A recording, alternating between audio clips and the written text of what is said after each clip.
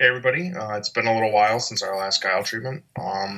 There's been actually a bunch that's happened, so we'll try to get to a lot of it.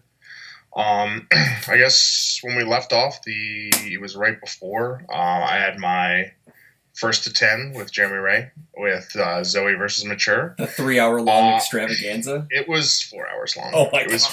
It took forever. So yeah, I don't know how many of you all tuned in, and I definitely don't know who stayed for the whole thing. If you did, good for you. I'm sorry. Yeah, so it actually ended up being a lot closer than I think a lot of us thought it would be. What was the record? Who won? Jeremy won and what? Jeremy won, and he won 10-9. I think I called that. I called you. I think I called the 10-9 score, but it was going to be you. Yeah, no, I mean we couldn't have actually played any more games. Yeah. So I don't know. I guess it was really interesting playing that many games. Because you really sort of learned a lot about the matchup, and I think both of us started to value certain things differently, as the match progressed. So I actually got off to a really big start. I think I was up. I think I won the first 4 games, and I know I was up 8-4. I think at one point, and then I just went ice cold. Oh man. So the thing is, when I was up 8-4, I was like, I got this. I just need to get a couple more wins, and it did not happen. Yeah.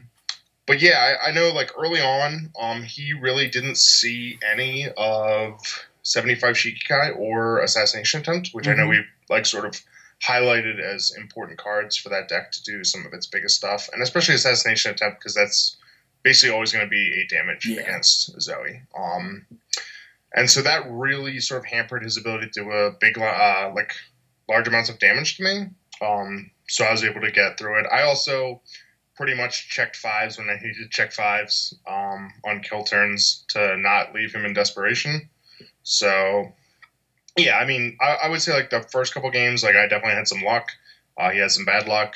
It evened out a little bit, and then he started seeing a lot better stuff sort of towards the second half. And I had basically, it was sort of one of those things where it's that stuff just evens out, you know? Yeah. I started seeing a couple, a little bit worse hands, he got better hands, and, sort of the game outcomes reflected that. And I don't know, honestly, I really only feel there were 1 or 2 games that I really kind of punted, where I made a really, really bad mistake that I probably shouldn't have. Like not doubling cats? Like not doubling cats? Like me. I mean, I don't know if there was anything that bad. Oh my gosh, so bad. I've redeemed myself since then. So. And actually, the last game was really wild. I managed to just stay alive. And he had 1 card in hand, so I basically had to. He had a bunch of momentum. I had to pretty much presume that it was a skull barrier. Just because if it was, and I just walk into it, it was going to be very, very difficult to beat him. And he was still at 20, so that was actually a lot. That's even with some of the abilities of the deck, 20, especially with no momentum, is a pretty difficult thing to do. And basically what it came down to is I needed to check a 4 on any of 3 straight cards, and I just checked rolling 3s. If I'd had a 4 on any of those, I would have won. But that's how it goes. Yeah. It turned out he didn't have a skull barrier, and if I had known that, then honestly it would have just been a walkover. I could have played different attacks that he would have been able to block with a +0 that he couldn't block with the +1 that he had. But obviously, not knowing that, you kind of have to respect it a bit. Yeah. So, yeah, I mean, that's how it sort of went. Everything was kind of down to the wire. Obviously, it was 10-9. So, yeah, he got me again. And, well, my record against him continues to be not great. Now, but with this format, do you think that, say, like a K versus Maxima at their points, would that be a suitable matchup since they're both? Would it be something that we could watch? The thing about a lot of that stuff, about a lot of like there's been a lot of talk, I guess, about the Jasco Eternal format. Mm-hmm. I know they had a side event at Omaha for it that had a really weird ban list. But whatever. That's the thing for stuff like K, for stuff like Maxima, Chin, like any of that old stuff. Like I never played when any of that stuff was legal, so I don't even really comprehend kind of what those decks do. Yeah. Or even like what they could do at the time. I mean, obviously one of the biggest issues with a lot of those decks was like harnessing chaos was legal, which is kind of insane. Yeah, I know K's big thing was using paid to protect to basically negging your attack down to 0 or 1 for the most part. Because he would have so many keywords in his hands. I think it was E-commit. This attack gets -1 damage for every keyword on your cards. You like reveal your hand, right? Yeah, you reveal your hand and it'd be like -6 damage or something like that to a minimum of 1 or whatever. What would it be now? Oh my gosh, it'd probably blanket to 0 most likely. I mean, now all you have to do is show them like a double flash kick and they're getting -5. Yeah, exactly. Yeah. Or was it anything else? Was it Rocket Punch from base has like 5 or 6 keywords on it or something like that? Something like that. Yeah. So, yeah, it's tough for me to say just because like I have really like almost no familiarity. Yeah, no, I got you. Those characters. So yeah, like I would love to see Vespera versus like K, not like a 10-round match because that would be way too long.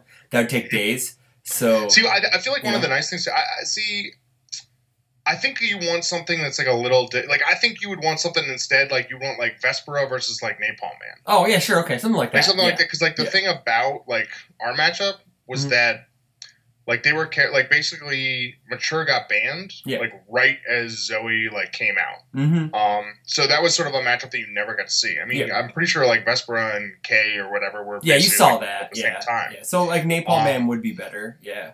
Or like maybe a Napalm Man versus Iori 2 or something like that. Because, like something. I feel like it's kind of multi-generational. And even I feel like that's part of the draw of like an Eternal format is the idea of just saying like, oh well, like this is really like like or like Ryu 2 dot versus like Iori 2. That would be True Long or something. I don't know. Yeah, but like just something that like used to be really good or things that just like weren't ever really like able to play each other just because of like bans. Yeah. So I got you. Cool. Yeah, I watched like the first 4 games. I think I saw you go up. See, saw the highlights, man. Yeah. I was like, Rob has this in the bag, man, and I just went to bed. So then, I needed you in the second half when I was just there, like. Yeah, you're joking. Yeah. You were like, what was that Bill Buckner with like the ball bouncing between his legs? Wasn't that who it is? The Red Sox guy? So, or like the entire Chicago White Sox farm team playing in the major leagues right now. They're horrible. I mean, part of it, like, that was the thing too, is like, that was the thing is I wasn't keeping track. So like, I kind of wish that I had known in the last game that it was the final. I didn't even know it was the final game. I thought we were basically at that point tied, like, I guess I did. I don't know. I thought we were set like 8-8 or something. Sure. Or that it was like 9-8. So I thought I was going to have like one more shot after it. Yeah. And if I had known it was the last one, like maybe I would have just played it a little differently. Yeah. Just because it was kind of like, if I don't win here, like it's over. Yeah. But it was cool though. It was something neat. It was like a tent pole thing. We were kind of like in a lull for like UFS stuff because like we were in between PTCs, right? Yeah, like Indy and Omaha. We were in between that. So. And like the MK stuff didn't start hitting until like the week after, or a week or 2 after, and there's something exciting, like it. I think the one thing I would say is like even especially with decks that aren't as fast, but I think that the 10 like the whole point was obviously that you have that in fighting games. You have like a 1st to 10 is kind of like a call out like challenge match type thing. Yeah. And like man, it just. It took a long time. Yeah. I think that... Even though the games were fast. I mean, I think... So if we played 19 games in about 4 hours, I think the average is about 12-ish minutes. Yeah. If you think, so like, it's not like they were long games. It's just... You played so many. It's still too long for, like, to keep attention. Yeah, true. I think that if you did, like... I think we revisit... If we do that... If you guys... Jeremy does this format thing again, it should be easily, like, best of 5, I think. It's still either like best of 5 or or like best of 7. maybe still, best of 7. Yeah. It's like something that's like it's a series. Isn't just like I went first and I drew well, Mm-hmm. but is also not gonna take like 20 hours. Right, forever. Most definitely. So moving on. Let's see, we had that, and then Omaha. So we had the Omaha PTC. Yeah, Omaha PTC, and then leading up to that, we had all the MK spoilers with the giant cards. We'll revisit those later for I think that with the spoilers, I think that's sort of a show in and of itself. Yep. So we'll kind of backburner that and give our was excited to get my give our microwave hot takes. Reheated. Yeah, there you go. And, the burrito hot takes. There you go. There you go. Yeah, the burrito hot takes. So we had Omaha PTC at Legendary Wolf Games in Nebraska. Miles was kind enough to let the event be ran at his shop. I guess Shane, Jason, and Luke and Sam all made it out from Jasco. I think it was basically everyone except for JT, right? Yeah, I think so. Keenan Meadows piloting Mad Perot off of Fire again. Won a PTC. It's his second win, I think, this year, right? Yep. He won Atlanta. He top 4'd at Worlds with it. He got I think he got the dirty run back on James Stevens though. Did he? He did. He did. There we go. He got his. I was joking. I was like, oh man, James Stevens. Will he save us again? And nope, not this time. He was not up to the task. Keenan was ready for him. He beat Jeremy Ray piloting a really neat Runica deck. That kind of Mad Perot's the Punch and Judy, Fire Stun, Coffee Samba. Let's all praise be to the Coffee Samba gods. But, I mean, I was gonna say, like, I feel like this top 8. I mean, it does show a bit. How big was the event? I don't know. 42 people. 42 or 43. I know it was over 40. It was big. Yeah, it was the second or third biggest in the last 2 years. The top cut was like a little uninspiring. There wasn't like too much like new. There wasn't too much that was like real interesting. Yeah. Runica was sort of nice to see. Yeah. I mean, I don't think she was really on anyone's radar. No. I think she was on everyone's radar for like a hot second when she came out, and everyone went, "Oh my gosh, I can run the Athena deck with Runica." Yeah. And then they changed a bunch of rules and banned some cards. And she still did well in a couple events, but just kind of lost favor. I think she's always sort of been seen as the best Indians character, or at least the most viable Indians character. I would agree with that. What I liked about it kind of hedged its bets with the whole using Battle Fist to stack and then using Stink Gas to stack, which was pretty sweet. It was a lot of resource management control. I don't know how long. I know he'd been playing Ed and Nine, so it has a lot of like the same synergies a bit. So that's one of the things. Is like, I mean, I played his Ed and Nine deck in Indy, and the thing is, like, that struck me as a very similar deck. I mean, obviously, he even had like Ed 9 in the sideboard. Which, I know that was for a specific was just matchup. For like the Spike 1 matchup. Yeah. I think he sided in twice, lost both games that he sided in. So sort of these, the story of these things. I mean, there were actually a lot of decks in this top that had characters on the side. I think it was at least 3 or 4. But I mean, the attack lineup's very similar, and in part that's just because of Stink Gas to use its ally ability, and there's only so many ally attacks to choose from. But like one of the biggest issues for Runica is when she checks a Battle Fist, because then she can't get it until she cycles. I guess some of the old builds were on all, so she could use some of the Shen cards, Fool Me Twice or Seeking Information. You could also use there's a Takuma card that you'd be able to grab an asset from your discard pile. Yeah, it was like an attack. I guess that is still that's still legal. And on order as well, but isn't really going with the rest of the lineup. Isn't on that Bebop power level, kids.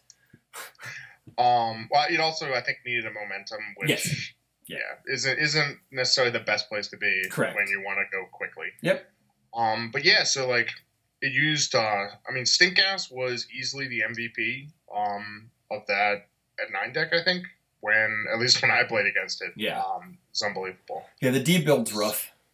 So Yeah, yeah. So I mean, between that and like Runika's ability, it can really answer a lot of like problem foundations, and then while you're sort of like slowly getting build advantage, and then you just sort of get to a point where you have a lot more resources than they do, and you just sort of force through a kill turn. Mm-hmm.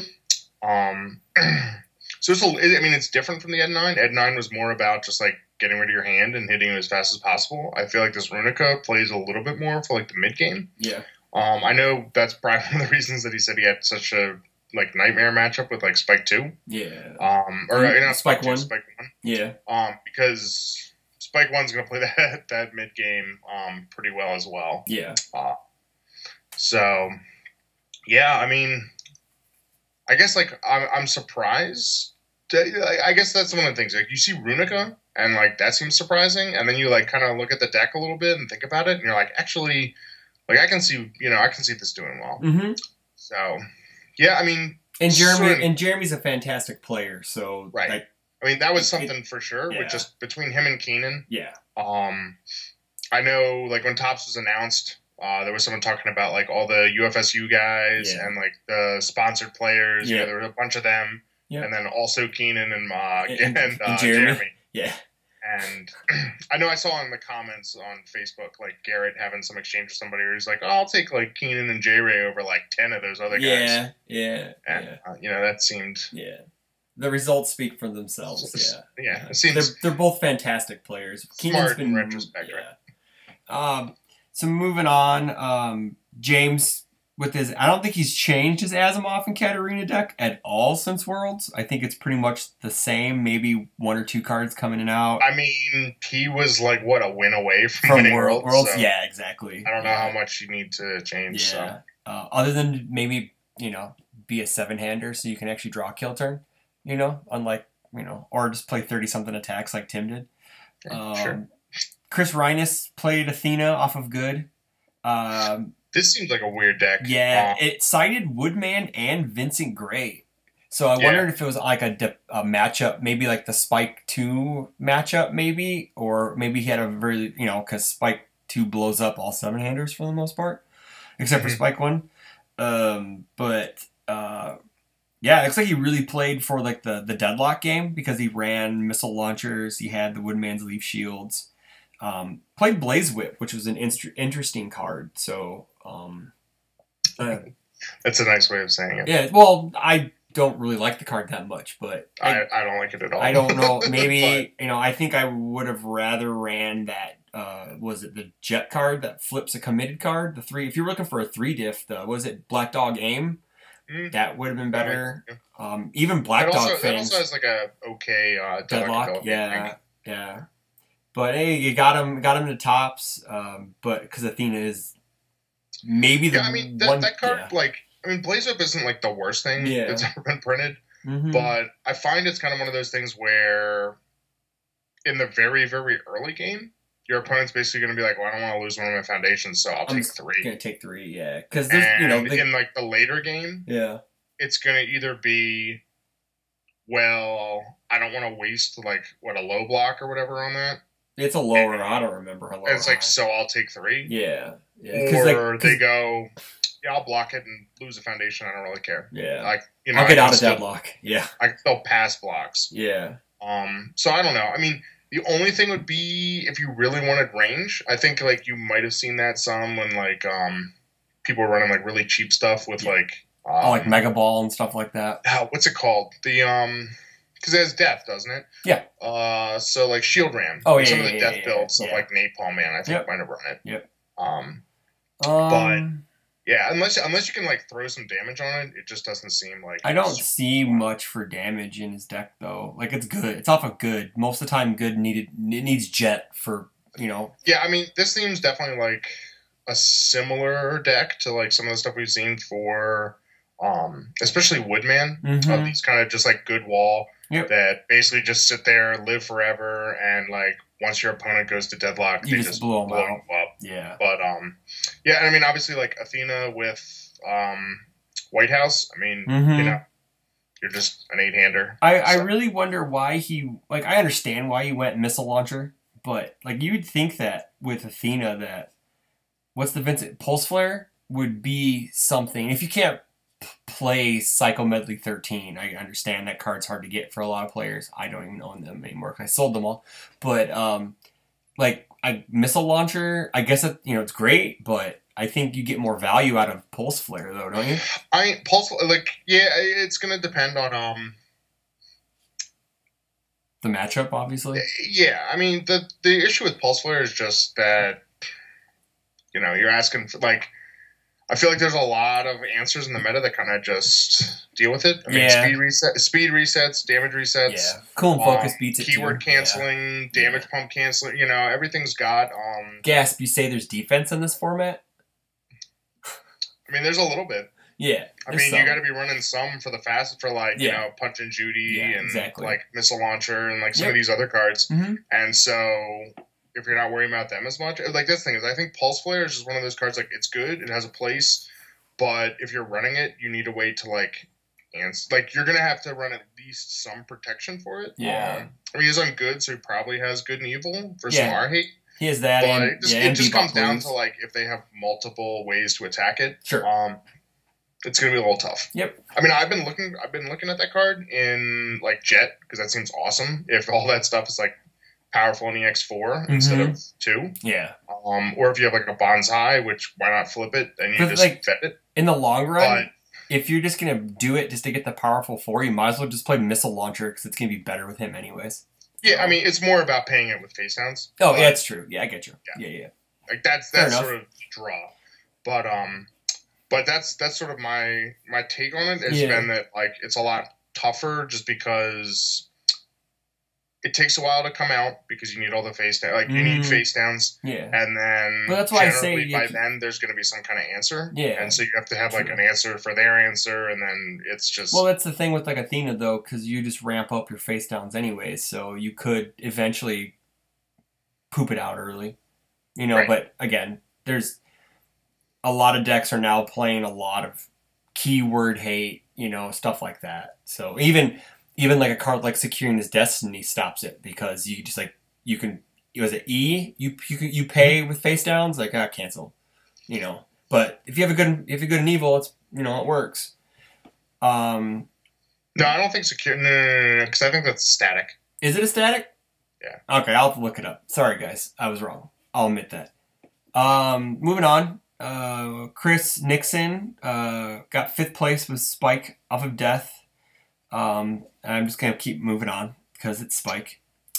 He's only running 3 Vengeance of the Fallen Angel, which seems like a terrible choice. But yeah. And he was the top Spike. Like I would totally cut the Hyper Bomb for the 4th Vengeance of the Fallen Angel because if you really need the stun too, you should play multiple of that. But like he has 3 Napalm Bombs in the deck. I don't know how much more stun 2 you need. So so I would probably have just cut the Hyper Bomb or cut the Napalm Bomb for more Hyper Bombs and the 4th Fallen Angel because the Hyper Bomb can draw you cards. Well, I mean, the thing is, I think the Napalm Bomb was probably the point is probably like some more burn. Yeah, that's true. But it looks like it's the only thing it's missing for the most part is like Spider Suplex from like Phil's deck when he played in Indy, and that looks like it's just a little variation on that. I'll get it. I played that type of deck today. In my event that I'll talk about later, like I took Phil's deck and made a variation of it because it's awesome. You took Phil's deck and made it worse, gotcha. Yeah, I did. That's what he would say, and I would be totally proud of that. I'd be like, "Look at me, kid." He'd be like, "Good one, Dad. You ruined it."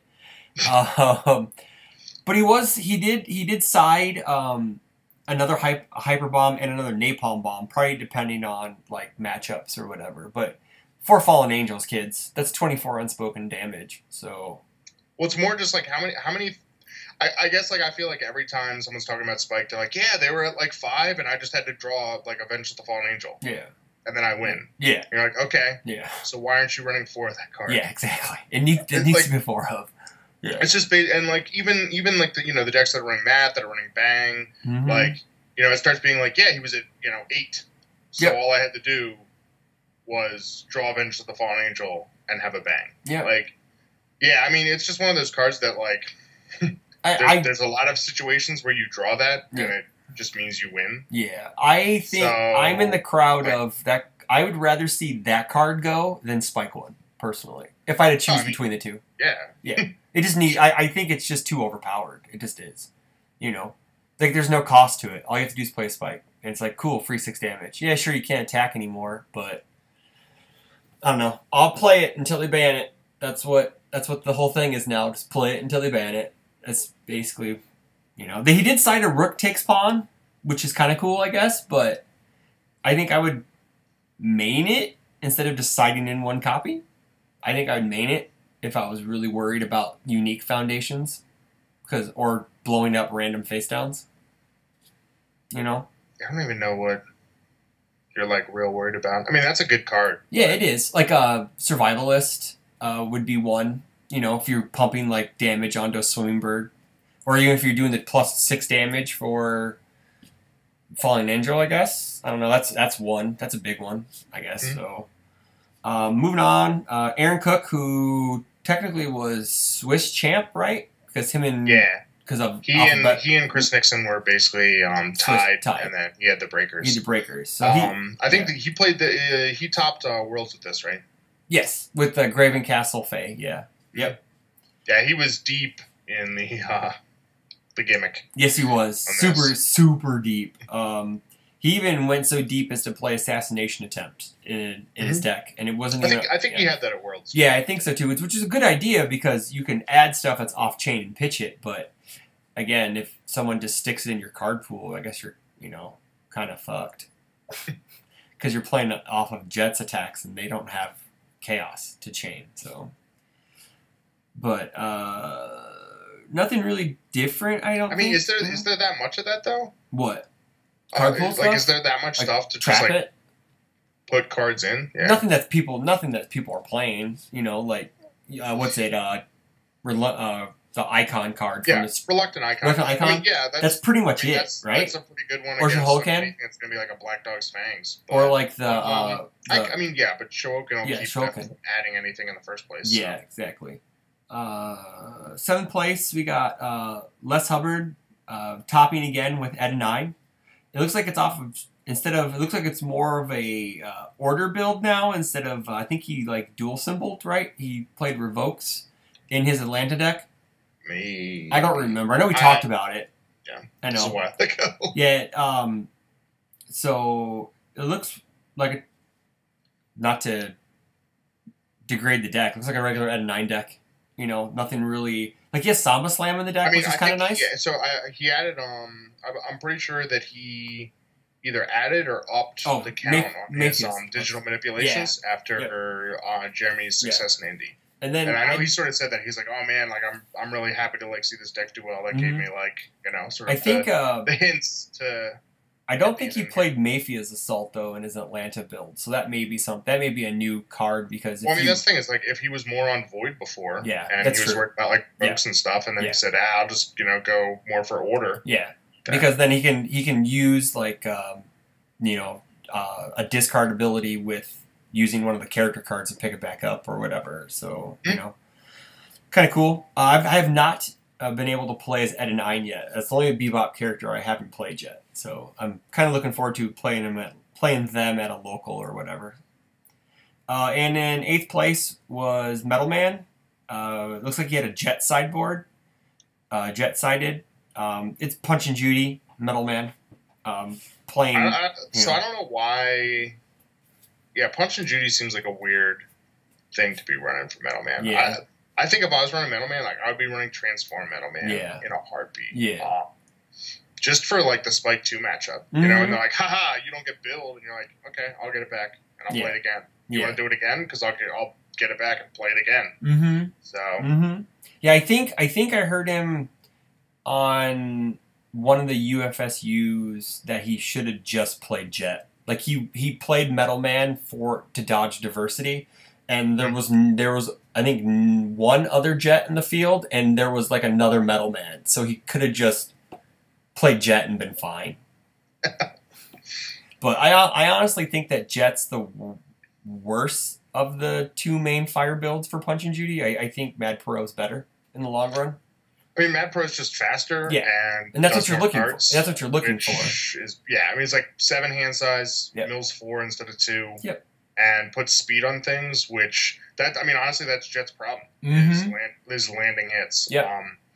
I know Scott played him in like the release draft, and his sort of feedback was, God, I just needed a way to put like speed on stuff. Yeah. Yep. So no, that's true. No, I agree. With that, on the leading into with the Metal Man thing, we got our first preview, I guess, of the League promos characters. So that was kind of neat. That was a neat surprise. I know you're not a big fan of the template, but I personally like it. That's not new. That's not new. That's not new news. And I've always liked it, but I think I like it. It looks, in my opinion, fresh. It looks like a new card, even though technically it is. It's just different art in a way, but same art, just in a bigger scale, I guess. So, I like it. If anyone's got some extras of the original 6 Robot Masters, when those come out, let me know. I'll like them. Yeah. I think they're about to cycle. They aren't worth much to you, for now. For now. Yeah, true. So moving on from that, what else we got? We can talk. I think that you had a little success today. Oh yeah, as of recording. Yeah.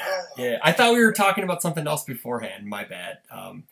I played in the Kenosha premier store event, the first one in the area, up at Coliseum Games in Kenosha, Wisconsin.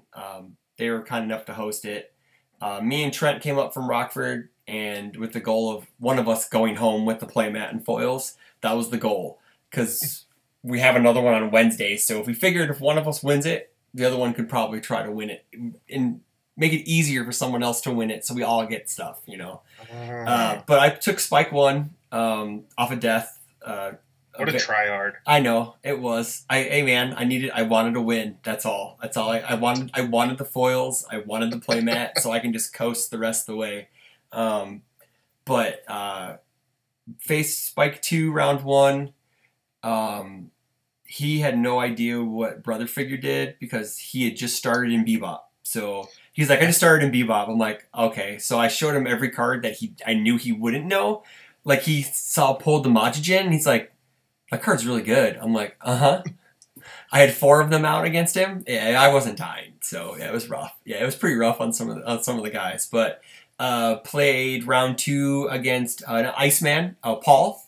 He saw your list. He got some ideas off of you. Yeah. I know. Right. So I know the guy was asking about it. So. Yep. Yeah. He took your deck. The dude ran. Okay. So I know he's playing off of water. So he played off of water instead of evil. He ran Bubble Ed, Finale Rosso. What are some Ice Slasher? Mm-hmm. He ran all 2 checks. It was insane. Like I'd never seen a deck run that many 2 checks. Like I know your evil build ran some 2 checks. It just runs like 12. Yeah, but every attack had a 2 check on it. And he also played Big Cyclone. So, but the thing was cool. I approve of that. Oh yeah.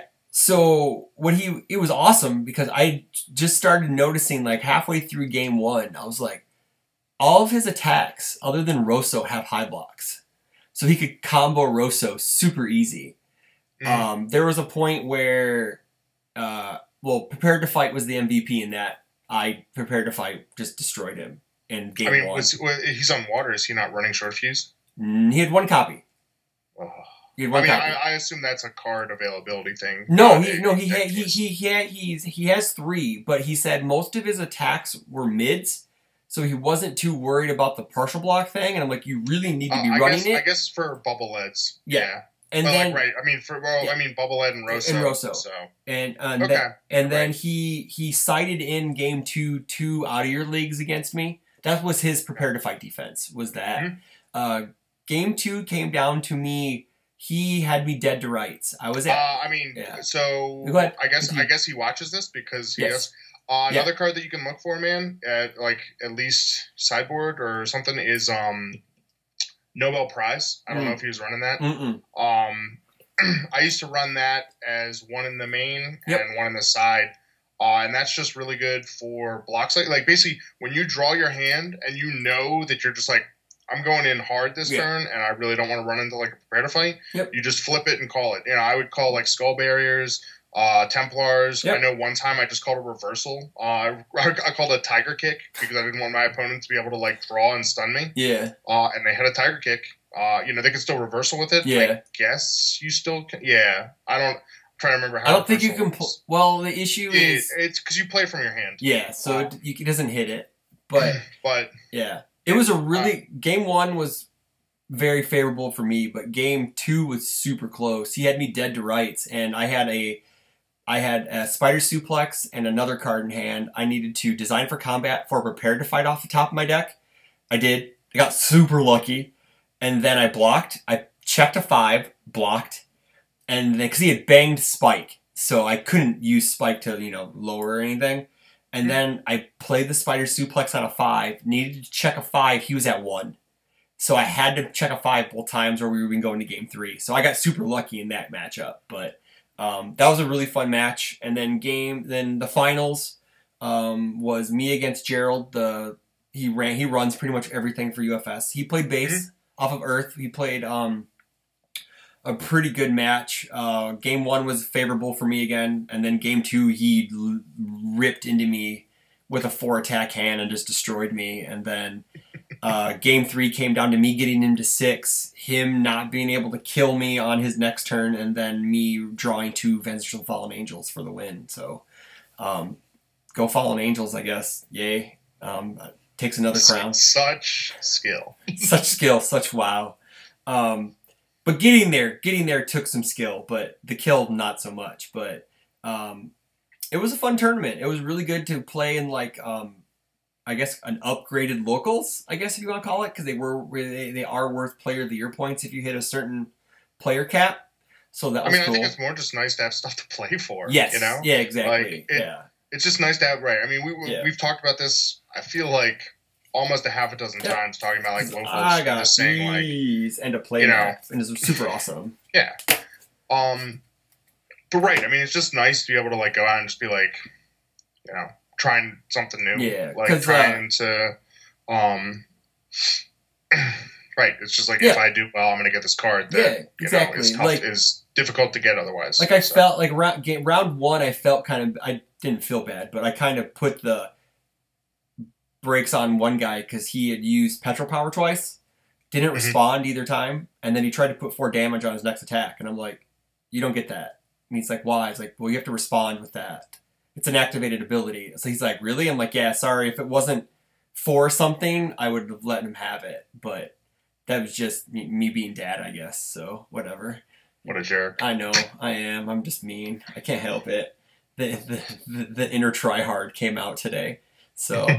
I had when I was playing against Jeremy Ray, I had a big cyclone in the pool. Yeah. And he played a Petrol Power and it came down. He's like, well, I guess I can't respond, but I wanted the foundation.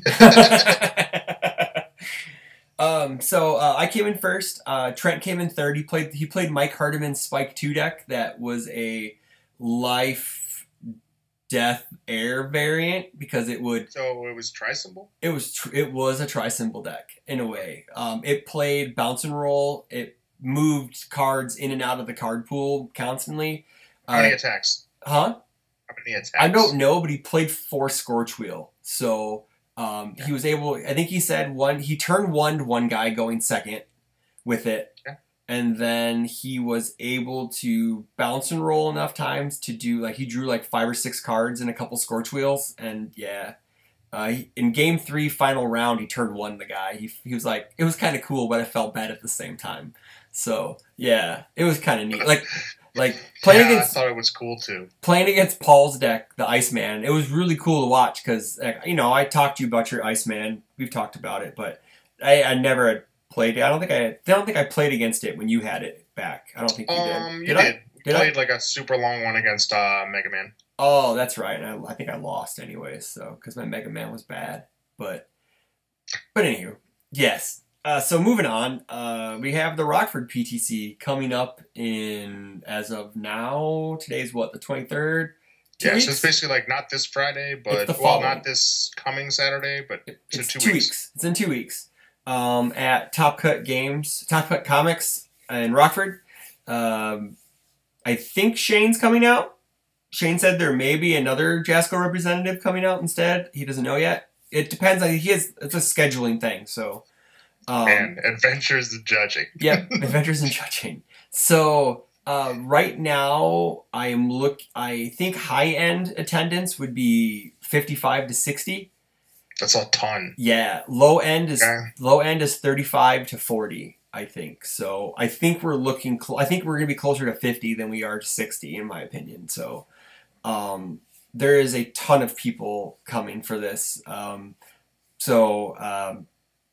Mortal Kombat. It's not legal. Unfortunately, the characters. I wish the characters were legal because it'd be so much fun to play these characters and diversify the meta a bit. You know, because we're still on that Bebop meta, and just getting another thing of characters, I think, would be fine. But yeah, I don't know. I know you and Scott are making the trip, so you know that's gonna be fun. I do not have a deck yet. So it's like, do you ever until Scott just hands you one? Yeah. Yeah, see? There you go. Yeah.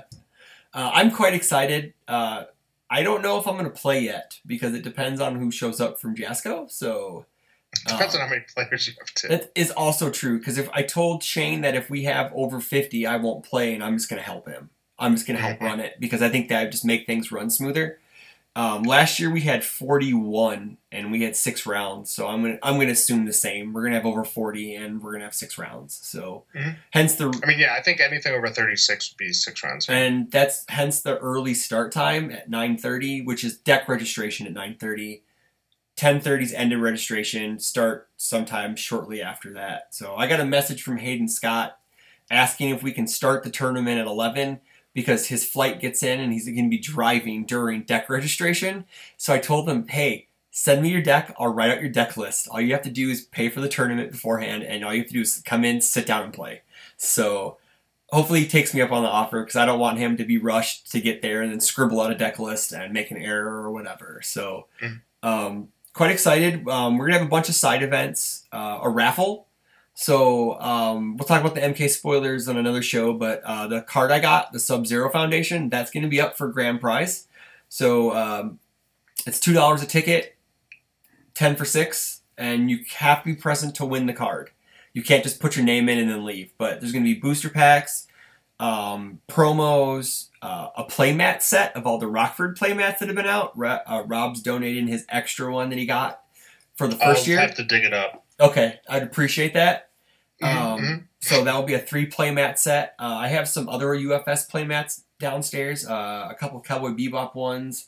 Maybe a Phil Birch 2 playmat because I'm running out of space in my room. So I may need to give up Phil. So he may be crushed. So, Are you sure you don't have some more? I have like an everywhere mat. I don't know what people want. I don't know. I'm just here to facilitate. There will be a booster box thrown in. There'll be a turbo box thrown in. That's pretty much it, man, for that. And then the granddaddy of them all on Sunday, after Top Cuts, the Robot Masters event. I know Rob is sad because he won the PTC last year and didn't get to play in it. So this year we are going to try to push as much as we can in day 1. If we can get through top 4, we're getting through top 4. And then we're going finals on Sunday, and then once finals ends, we're rolling right into Robot Masters. That is an event, format of my creation with my guys in Rockford. We were looking for something new to do, so it's Robot Masters only. No, we have to be a stage boss for the most part. No final boss or Mega Man or Proto Man or Base, Dr. Wily, Cossack, Sniper Joe, or Yellow Devil. Did I get them all? I think so. I think so. I usually miss basically, one. Right. Basically, like, no protagonists. Yep. No doctors. Yep. No Yellow Devil. Yep. So I'm thinking I'm gonna play Magnet Man for that. You can play Splash Woman if you want to, but I don't recommend it. Oh, I am offering up a prize if you play Splash Woman and you come up with a positive record, not a 3-3 or a 2-2. If you have one more win than one more loss, I'll give you 5 booster packs. It's not worth it. I know it's not. Don't do it. But it's going to be funny if someone does it. And they do it. And they top. Because we are cutting to tops. Probably top 4. There will be diversity. Like last year. So yeah. Top 4? I mean, well, dude, if you we might have like... if we have enough for top 8, we'll top 8. You might have like more than 20 people playing in this. We did last year. Yeah. And for time reasons, we cut top 4. So this should be like a whole day. Oh man, I don't know. But yeah, we're gonna. What do you do when everyone sticks around and you have like 60-man Robot Masters? That'd be awesome, dude. You know how cool that would be? That'd be dope. Again, Trent, we're going to Trent's house for the after party on Saturday. We're grilling out. So if you do partake, me and Trent are picking up all the meat. If you do attend, please pick up a side dish at one of the local grocery stores or just hand us money. That works too. So I can just bring plates, right? No, we'll have plates. You have to bring food. We have to bring food. Yeah, so it should be a good time. Rockford PTC is one of the best stops on the circuit, if not the best. Yeah, there you go. If not the best on the circuit. So, because it's really easy for people to get to. Just fly into Chicago, drive an hour, take a bus. I mean, easy. It is. O'Hare's the greatest. O'Hare's awesome. It's pretty easy to get to Chicago. Yes. I'll give you that. Yeah. Rockford's like a 45-minute drive or an hour by bus. And then I pick you up at the bus station. So, and my house is full, ladies and gentlemen. Sorry if I have not contacted you personally or if you're not in our little chat group. Sorry. I may make concessions for certain people, like Thomas Gordon. So I love you, Thomas. Congratulations on your belt, though. You can just sleep in the yard. Yeah. We can put him out in the tent. It's going to be warm enough. So we can make a tent. Do you want? I mean, he already like lives in a creek. So yeah, for the most part, yeah. It can't be worse than your backyard, right? No, my backyard's pretty nice. So, but yeah, I'm sure the neighbors will love it. Oh, he's super loud, so of course. You haven't moved yet, right? No, I know you were like talking about it as a possibility. We were thinking about it, and then Kim got the cancer again. So but yeah, tough when you got. Yeah. That stuff going on? Yeah, it is. Pretty tough, yeah. But yeah, that should be a good time. I don't know if there's anything else other than that. Oh, we have our Premier Store event. I'm plugging a lot of... Oh, actually, speaking of that, I'm pretty sure Scott and I are actually going to make the trip. The store down in Virginia. Or did they have one? Next weekend. Sweet. So hopefully I can get like a deck built like before then, and then maybe get like some quasi-real testing in on it. Yeah. Before Rockford? Yeah. I'm not going to hold my breath on that. Yeah. Probably going to be building something, like 3 games in with it, and then wing it. Is that where Les plays? Yeah, so like Les and what is it? I'm pretty sure William Howard as well. Okay. I think he bubbled out at Worlds. He was playing a Vega, right? Was that Worlds? No. I think he was at Worlds, but I think he bubbled out at Omaha. Oh, okay. He was a Vega. He was really high for most of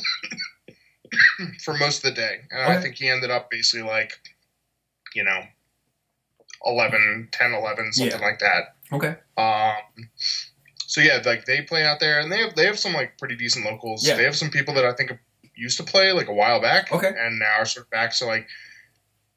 They seem like a pretty new play group, but like they definitely have people that know what they're doing. Okay, that's good. And there's also like they have the PTC in September. So. Oh, so yeah, they're gonna be looking to get a win underneath their belt. So that's pretty good. Yeah.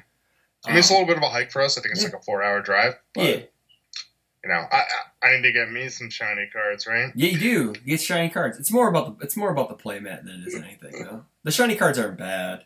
I'm pretty sure I could just like email JT and be like, I need a Kenosha playmat. Yeah, but it wouldn't be stitched though. Ooh, okay. It's pretty nice. True. It's like that thicker material. It would also be more than an entrance fee. So. Yeah, exactly, definitely. Then after that, we got the Rockford PTC we talked about, and then Mortal Kombat pre-release and stuff like that. I don't know if we really want to touch on that or not, but we'll get there. Yeah. Oh, we have our Top Cut Premier Store event this Wednesday, the 27th. I plan on streaming it like I did the Kenosha one. I already have my deck ready. I'm just gonna play it. I'm not even gonna test it. I'm just gonna play it. I'm playing Magnet Man off of order. So who's gonna be watching the stream so we can comment on all the stellar play on the misplays? I don't know. Probably nobody. So, okay. I don't know. I could probably get someone to bring their computer so they can watch it, so you can talk to them back and forth like you do. You know? So Guys, that's not how that card that's works. not how it works. Yeah, I thought I would have a problem today in Kenosha because I knew when Gerald said he was playing base, and I just had Portal Barrier in my deck, and I was like, well, I hope he doesn't try to like damage pump me. That doesn't Portal Barrier stop? Like, Yeah. Portal Barrier works. No, it does. Yeah, but I was Okay. hoping that he knew that it works and that you can't base pump it after I It reduce reduces it. damage taken, not Yes. damage to the attack. Exactly. Yeah, and I knew that. I knew that, but I didn't know if he knew that, and he knew that. So I was very happy. So they're getting their legs underneath them in Kenosha. So they said he said that they were missing about 5 people. 3 of them were playing in the Commander event that was going on at the same time. So we all gave them dirty looks. We're all like, whatever, dude. So one guy strictly he just played as Bebop cards, so he didn't have like a lot of the stuff, the ancillary stuff outside that set. So he probably felt maybe a little, I don't know, not well equipped for it since he's just playing Bebop cards, which technically that's all the format is currently right now. Is like Bebop cards, the splash. I mean, it depends on what you're playing, though. Sure. Yeah. Yeah. But yeah, it was a good time. You said that. Wait, you said that was the Spike 2? No, that was another guy that didn't play. This other Spike 2 guy was had just started with Cowboy Bebop, but he had some other cards in it. You know, it was cool. It was kind of funny because Gerald had to look at Energetic but Clumsy. He had never seen that card before. It's a Neomax card. I was like, that's a Neomax card. That card's about to rotate 5 years later. Sorry, guys. I had to throw that in there. 5 years later. So, pretty exciting, though. Stuff with Mortal Kombat coming out and Neomax leaving. So, man, what a... once that comes out, man, next set, Mega Man tins. Are you sad? A little bit. Yeah. It's going to be weird, like, not having, like, 8K. Well, and I know. Robot Masters. That's going to be really weird. But yeah. you know, though, there is hope, though, because those blister pack things could have characters that are in from other sets that, you know, we could get a Gutsman too. Okay. That would be sweet, dude. That'd be cool. That'd be cool. Because, you know, I wouldn't be surprised if they, you know, because, like, what, a Mega Man set probably isn't due for, like, another year or two, you know, whatever. I mean, are we even going to get another Mega Man set? I know they had been talking about it before all this other stuff came out. Cool. I want to see Centaur Man and Clown Man. Let's do Clown Man? Isn't there, like, a Cloud Man? There's if you can, like, imagine it, yes. Oh, yeah, yeah. I want a ninja. There's a Ninja Man, right? Not Shadow Man. There's a Ninja Man, right? I mean, I don't know. There's Shadow Man. Well, I know, but he's bad. So I want like a Ninja Man. I mean, he'd be fine if, you know, there was like good flash attacks. Yeah, yeah. Other than Shadow Blade Shuriken, I should say, and Conch Blast. So, hey man, Tim Keefe's dream, Melina. Here we go. There you go, right there. Melina with flash attacks. She's what, Chaos, Evil, Void? So, yeah. I mean, I guess that's Void, but... Yep. Yeah. I don't know. It is what it is. But yeah, pretty exciting stuff. I just want a flash reversal. If we could get, like, Bullet Barrage back, so he could actually block with Shadow Blade Shuriken, and then reversal with a flash attack, pull it down to momentum, draw a card, blow up a foundation, like, that'd be sweet. That'd be kind of cool. Sweet. Yeah. Because Bullet Barrage was originally on the reprint list for yes. Bloodhome. Mm-hmm. Yeah, it was. And they replaced it with Hair Trigger, which, I mean, I can't really complain about. Yeah, you can't. But I was really looking forward to Bullet Barrage. Wasn't that a 4? It was a 4 low 4, right? It's a 4 low 4 flash reversal. I don't think it has a block.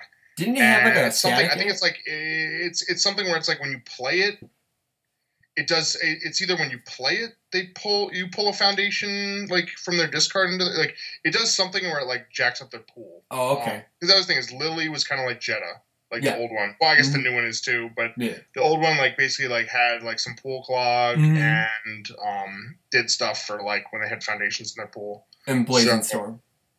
Well, yeah, but I don't think that was... Which is now Stink Gas, but whatever. Ooh, that's okay. Stink Gas doesn't put it in their card pool. Yeah, but it still debuilds them. It's a different mechanic, but whatever. I mean, it's discard as opposed to have this symbol. Yeah, okay, whatever. It's all the same. Oh, by the way, for if you guys are bringing versus decks, I want an X-Men deck to play. X-Mental would be fine.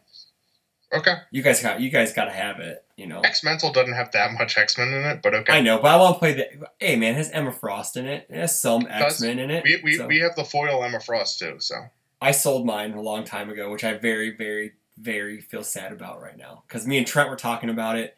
Because Wednesday, him and one of Justin's players who started coming into our store on Wednesdays, now he drives like 45 minutes or whatever, he brought his versus decks with him, and him and Trent were playing. Trent played Big Bad against him, and played Mono, and played Warbound, Hulk Warbound. Yeah. Okay. And Trent's Warbound's pretty fucking busted. Yeah, and he's like, I murdered him with Warbound. But do you know what Warbound can't beat? The Illuminati. Those guys. Because you use the there are certain flavor reasons why that would be. Yeah. Because they sent him into space. Yes. Maybe. Yeah. Maybe. Yeah. I mean, they just get out like what Electra situation and just say Hulk, and you go. Yep. Yeah. Can't do anything. Yeah. Yeah. Yep. Yeah. I guess we'll go to a versus corner for a little bit, but because Trent wants to play. He wants to play against you, so maybe we can do a pseudo versus tournament on Friday before the tournament. Maybe if you guys get in early enough. We'll see when we get in. Yeah, because I know that Trent really wants to play versus. I know Trip Pants wants to learn it. Mm-hmm. Like I know because Trent and I were supposed to play last time we were up, and it just didn't happen. Well, because you won. That's why. Some asshole made a deep run in the tournament, and it felt like shit. Yeah. Not to name any names. Yeah. But yeah, so Trent wants to play some verses with some people, but I'd definitely play like an X-Men or an X-Mental or whatever, just something with the X-Men in it. That'd be fine. I mean, X-Men are one of those teams too that by this point, like you could build like a mono X-Men deck that's stupid because they got revisited like 4 times, and they got all the evolution stuff that was broken. Yep. And now you just run them with Mobilize. Yeah, exactly. That was the one thing they were missing was a tutor. Well, they had Cerebro that looked at the top 2, but it sucked. Yeah, exactly. They had Time Breach if you wanted to run like weenies. Oh, that was the weenie one, right? Yeah. 3 or less. Yeah. Unfortunately, no, that was bad. So it was not great. No, it was not. What was the other thing? Was there anything else UFS wise we were talking about? I think we're done on that, right? For the most part? So. Okay, cool. We can go and move on to other things. Yeah. But yeah, versus would be a lot of fun. Yeah, actually, so I saw on Rochester's page, Jesse was talking about the Mortal Kombat release. I guess it was either on Millennium or on his personal page or something. Okay. And this guy up in Rochester that I know from playing Versus, I know him from one of the old like Versus groups. Sure. And there was one time I don't remember how it came up, but I said like somehow it came up that like he was in Rochester. So I was like, oh, like or he went to University of Rochester, and I said, dude, like I went to University of Rochester. And it's right there in the back. University of Rochester. So we ended up talking, and I was like, well, I already I already graduated, but like I come up like now and then just to see people. And so then there was one time I went up and I just took a bunch of decks and met him like at his dorm. We played some games. Yeah. But yeah, so like Jesse had posted this, and this guy was like, "Oh man, like Mortal Kombat's finally coming out. Guess I got to learn how to play this game." And I was like, cool. Okay. All right. So, and I was like, well, if you ever travel, let me know. Yeah. That's awesome. Sometimes travel with Versus. Yeah, I'm so like, I guess kind of like on a UFS tangent a bit, but like, it's kind of weird now because we have like a bunch of groups around Rockford now. Like we got a Chicago group sprouted. That's good. And we've said that like you really need some of these in like these big cities. Big cities. Chicago's a great one. Yeah. If they can just get like some of the East Coast, like the DC or DC. Actually, DC's a bad city. Well, like DC sucks. like New York. Yeah, but like New York. New York's really Yeah, that's the big one. Even like Philly, something like something that's like big, something you can get to. But yeah, I know that the Chicago group has their premier store event on the 28th. I'm gonna try to make the drive. It's only like an hour, but it's just on a Thursday night. I have to work on Friday morning, but I may just have to pay for it and just deal with it and go and do it. And then because that's Rick kind of, they started a group and then Rick joined that because he moved from Milwaukee down to Chicago, so he's been training those kids up. And then the Kenosha group's pretty less than a year old, you know. So like we have some groups around the. So the one like up in what, like Schaumburg or whatever. Yeah, it is? Schaumburg. Yeah, Pardo. Yeah, Pardo. That one's kind of treading water a bit. He's kind of busy right now, so Robert, one of his main guys, just comes out to Top Cut on Wednesdays. He just makes the trek and comes out on Wednesdays and plays. So I gotcha. He's been playing every Bebop character every week because he doesn't know which one he wants to play. So he's just been trying out new things. So which is cool. Which is what I was doing for a while until like PTCs and the Premier Store events hit, and that's just like try hard. So, but except for this Wednesday, I'm playing Magnet Man. It's gonna be fun. Don't know if I probably won't win a game, but I may steal a game. I may steal one, but I may not win all of them, which is fine. I don't care. I have my mat already. But yeah. So I think that may be the end of it, right? Is that the end of the show tonight? I think we'll talk about MK spoilers once they start bringing them back up. As a tease, Shane said they are not Guile treatmenting Sub-Zero. He said that the Guile treatment is the actual definition of the Guile treatment, and I quote, is when we ask players who they want to see, and then we show them something else. So that's pretty much what the Guile treatment is. So he said that Jason has a big thing planned for Sub-Zero. So something probably, I would assume, maybe. I mean, I feel like it's not imminent. No, I would imagine it's going to be something they're going to save closer to the actual pre-release stuff. Oh yeah, sure. But I mean, I would like to see some more cards. We do. I'm hoping they start even just like not even like ultra. Like I just want to see some like commons and stuff. Yeah. I feel like a lot of the ones they've showed, like they're not bad. Like it's sort of interesting. Like they're not bad. Yeah. But like I feel like they're more simple than we've seen on a lot of stuff. Yeah. At least, I mean, I guess at least Bebop. Yeah. You know, so a lot of the Street Fighter stuff was pretty basic, but you know, just stuff like Caltrops. Yep. Quick Burst. I think that's what it's called. Whatever the Jackie card. Yeah, her card. Yeah. But even like what was Force Ball? Is that the reptile one? Yeah, that card's awesome. Speedball. Oh, that's Johnny Cage. Yeah. Yeah. And you know, just some of these, I love seeing 3-diff attacks again. Yes. I know there was some hesitation post where they said like we're never printing another 3-diff, and it's like you can do 3-diffs, guys. Like just not these 3-diffs. Yep. And then the foundations we've seen are pretty cool too. Like the Retreat to Arctica, the card we got, that was kind of neat. That one's one with the weird wording, right? That like looks like it should be an R, but it's an E. Yes. Yeah, it should be an R, but it's an E. Yeah. I mean, it still works as an E. Yes. It's just it sort of creates like a delayed effect. Reset. Yeah. What else? So it's like if you want to keep pumping it, go for it. But why? The Kotal Khan one, that was kind of cool. The Katana Foundation, most trusted. The foundation for Kotal Khan? Yeah. That's the one that's like if you lost life, like set the speed to 0 or something, correct. Right? Yes. Yeah, that card's awesome. And then well, that card is awesome for evil characters that lose life, yes. which is most of them, I guess now. Currently now, yes.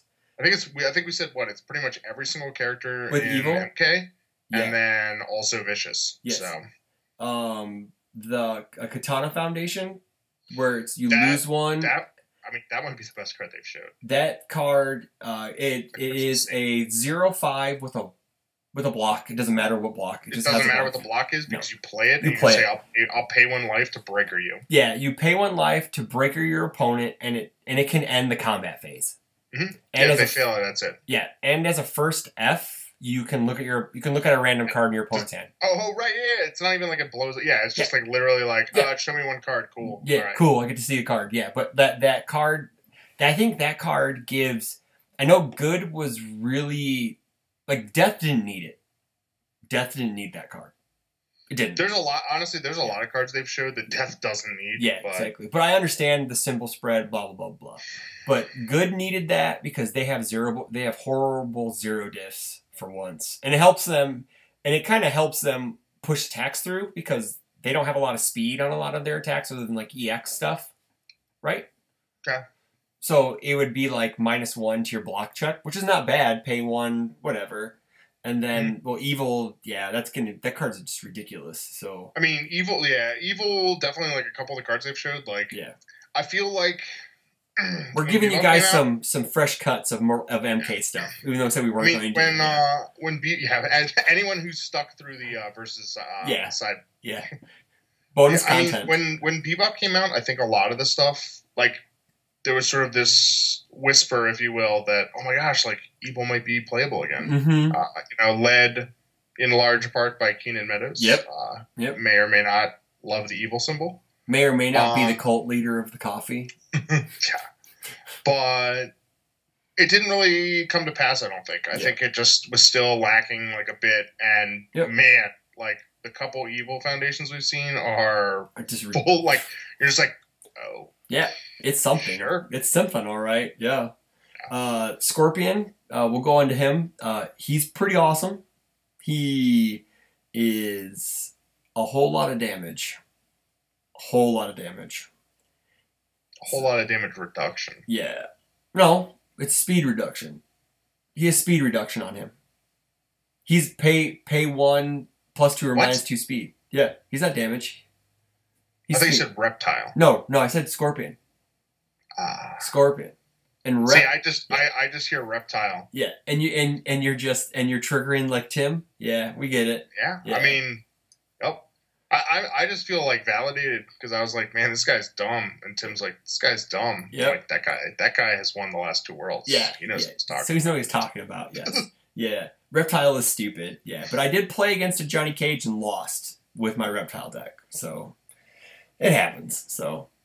Sometimes, how many banks are you running? Only 1 because I didn't have a sideboard or I didn't main board them either. So I'd probably bring them in if I had a sideboard. So how many big cyclones you running? Oh, none. I don't play it in that deck yet. So I should. Okay.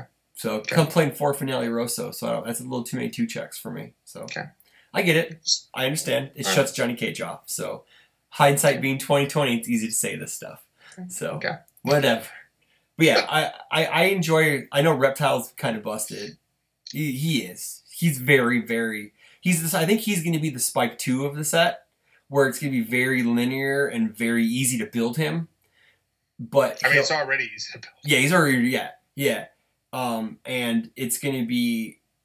There's going to be a plan to beat him, and you're just going to have to follow that plan. Kind of like how Spike is. You block high. You try to kick their multiples if you play Prepare to Fights or whatever. You play those symbols, you just stop the multiple game, and you just got to survive you just got to block all the high attacks, For the most part. Like, you have to block all mids, but you have to block the correct mids or you're just going to get, eaten alive, so. I mean, see, so that's the issue, is that, block the mids. Yeah. But then it's also just like, what's your attack lineup? Because if you're running a lot of highs and lows, you're not going to do any damage. Yeah, exactly. So, you can't even backswing him unless you have a way to deal with his character. Yep. So if you big cyclone him, then you can do it. Yeah. So that was someone was talking about for the Rockford PTC, where they're like, "Oh man, I could play Lilith because she's not going to be a character after MK drops."